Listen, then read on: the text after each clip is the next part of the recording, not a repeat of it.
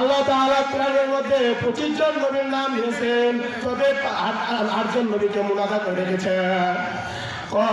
আমাদের নবী আল্লাহর শানওয়ালা নবী, মানওয়ালা নবী, ইজ্জতওয়ালা নবী। আল্লাহ তাআলা কিভাবে তার নবীকে ডাকতেন?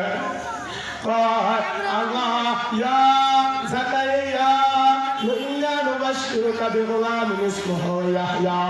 আর জন্য নবীকে ডাকতেন ইয়া আদম উসকুন আনতা জাওজুল জান্নাহ, ইয়া ইব্রাহিম কদ সাদ্দাকতা রুয়া, মা ওয়ামা তিলকা বিয়ামিনিকা ইয়া মূসা। আমি রাসূলকে আল্লাহ কতটুকু ভালোবাসে দেখো।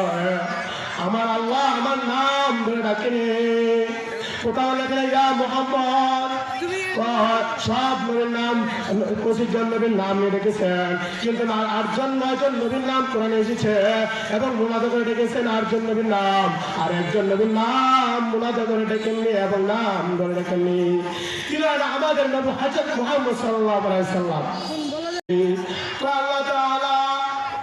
আল্লাহ তাআলা কোরআনের মধ্যে 25 জন নবীর নাম দিয়েছেন, তবে 8 জন নবীকে মুনাদা করে রেখেছেন।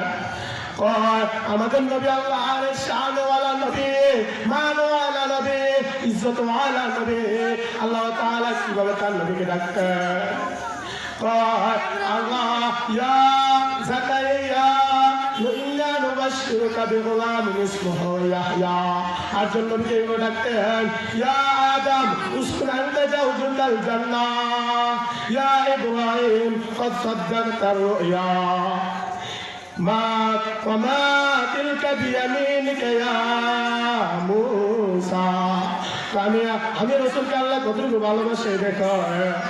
আমার আল্লাহ আমার নাম ধরে ডাকেনি, কোথাও লেখে ইয়া মুহাম্মদ।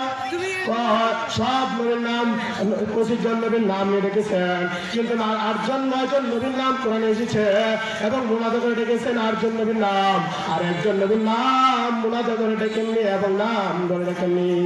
কিন্তু আমাদের নবী হযরত মুহাম্মদ সাল্লাল্লাহু আলাইহি সাল্লাম।